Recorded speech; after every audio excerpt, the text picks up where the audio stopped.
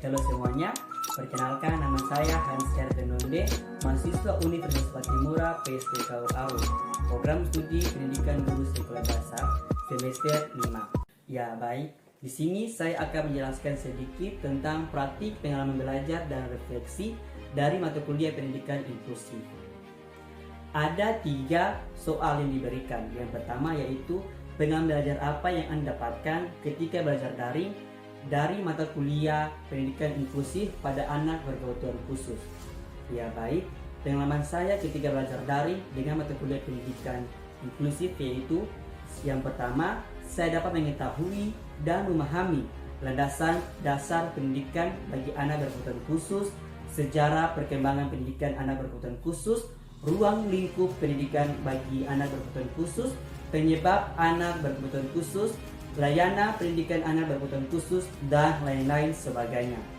Yang kedua yaitu saya dapat mengetahui berbagai macam-macam anak berkebutuhan khusus seperti anak yang mengalami hambatan penglihatan atau tunanetra, anak yang mengalami hambatan pendengaran dan bicara atau disebut tunarungu atau tunaganda, anak yang mengalami hambatan intelektual atau tunagrahita, anak yang mengalami hambatan gerak motorik atau tunadaksa, anak yang mengalami hambatan perilaku dan emosi atau yang biasa disebut dengan hiperaktif atau tunalaras, anak dengan gejala autis, dan anak berbakat atau yang disebut jenius atau gifted children.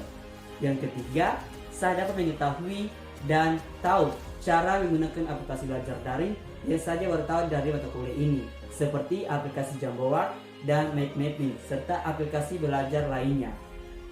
Soal yang kedua yaitu bagaimana pengalaman saudara berinteraksi dengan anak berkebutuhan khusus dan bagaimana cara menghargai sesama manusia.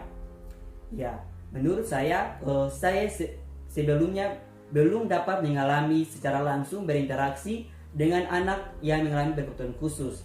Tetapi saya sudah pernah menjumpai dan melihatnya di lingkungan sekitar saya. Misalnya dengan anak yang mengalami hambatan gerak atau yang disebut motorik atau tunadaksa. Menurut Safrida Raut-Hatul, ada 4 macam anak menghargai penyandang disabilitas, yaitu 1. Memberitahu anak tentang disabilitas. Pada peringatan Hari Disabilitas Internasional, yaitu terdapat pada tanggal 3 Desember 1992, para orang tua harus memberi pengertian terhadap anak mengenai disabilitas. Kemudian menjelaskan mengenai hal-hal yang tidak boleh dilakukan pada anak disabilitas seperti mengejek dan memandang rendah mereka. Yang kedua yaitu memberi dukungan. Saat anak melihat atau memiliki teman berkebutuhan khusus, beritahu bahwa mereka juga memiliki hak yang sama seperti kita. Tanamkan pada anak bahwa penyandang cacat bukanlah yang buruk. Biarkan anak memberikan support dan mengajak anak untuk bermain.